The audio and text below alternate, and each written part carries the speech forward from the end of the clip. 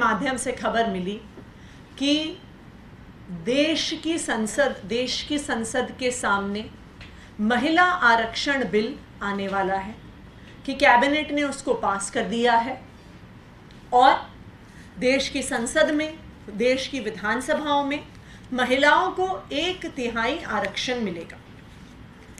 आम आदमी पार्टी ने इस बिल का स्वागत किया। आम आदमी पार्टी ने कहा कि हम संसद में भी, विधानसभाओं में भी महिलाओं के आरक्षण का समर्थन करते हैं, लेकिन जब तक बिल हमारे हाथ में नहीं आता, जब तक हम बिल को स्टडी नहीं करते, जब तक हम इस बिल के प्रावधानों को नहीं देखते, तब तक हम इस पर टिप्पणी नहीं कर सकते हैं, क्योंकि जैसे अंग्रेजी में कहते हैं कि the devil lies in the detail, कि किस प्रकार से बिल का ड्राफ्ट बना हुआ है उसी आधार पर इसका महिला आरक्षण का एक्चुअली इम्प्लीमेंटेशन होगा। कुछ समय पहले ये जो बिल है, कॉन्स्टिट्यूशनल अमेंडमेंट बिल, ये 128th constitutional amendment bill public domain में आया।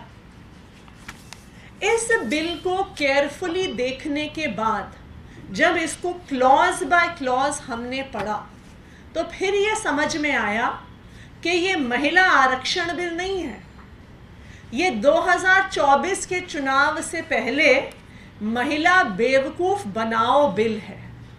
ये क्यों महिला बेवकूफ़ बनाओ बिल है? क्योंकि जब आप इस बिल के प्रावधानों को पढ़ेंगे तो जो इस बिल का सेक्शन 5 है, आर्टिकल 334A, जो ये कॉन्स्टिट्यूशनल अमेंडमेंट कॉन्स्टिट्यूशन में ऐड करेगा, वो ये कहता है, notwithstanding anything in the foregoing provision of this part or part 8, the provisions of the Constitution relating to the reservation of seats for women in the House of the People, the Legislative Assembly of the State and the Legislative Assembly of the National Capital Territory of Delhi. और अब इसका अगला हिस्सा ध्यान से सुनिए, shall come into effect after an exercise of delimitation is undertaken for this purpose after the relevant figures for the first census taken after the commencement of the Constitution Amendment Act 2023 have been published. इसका क्या मतलब हुआ? इसका ये मतलब हुआ कि 2024 के चुनाव में महिलाओं को आरक्षण नहीं मिलने वाला है। ये बिल जब पास होगा, उसके बाद जो पहली जनगणना होगी उसके आधार पर डीलिमिटेशन होगी, और उस डीलिमिटेशन के आधार पर महिलाओं को आरक्षण दिया जाएगा। टाइम पीरियड के अर्थ में इसका क्या मतलब है? अगर हम एक सिंपल सा गणित करें तो जनगणना होने में कम से कम 1 साल का समय लगता है। उसके बाद डीलिमिटेशन की प्रक्रिया शुरू होगी। एमसीडी जैसे छोटे चुनाव की डीलिमिटेशन करने में 6 महीने का समय लग गया इलेक्शन कमीशन को।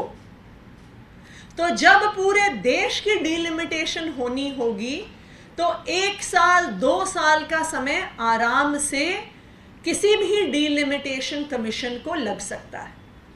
वैसे भी कॉन्स्टिट्यूशन के अनुसार जो 91st अमेंडमेंट हुआ था, उसके अनुसार 2026 से पहले नेशनल लेवल पर डीलिमिटेशन हो ही नहीं सकता।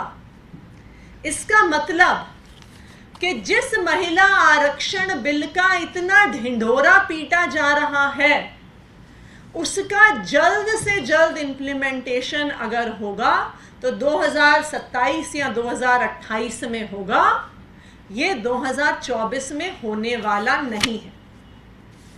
तो जब हम इस बिल के प्रावधान को पढ़ते हैं तो ये समझ में आ जाता है कि 2024 के चुनाव से पहले देश की महिलाओं को बेवकूफ़ बनाने का प्रयास किया जा रहा है।